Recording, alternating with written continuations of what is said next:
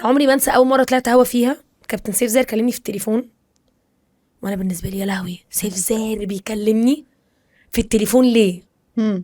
عمري ما انسى، قال لي كلمه، قال لي انت شاطره جدا، افضلي اشتغلي على نفسك، ما يهمكيش كلام حد، ولو اي حد ضايقك تعالي لي. انا عارفه ان سيف زاهر جدع لا لا جدا لا بصي يعني ما فيش زيه.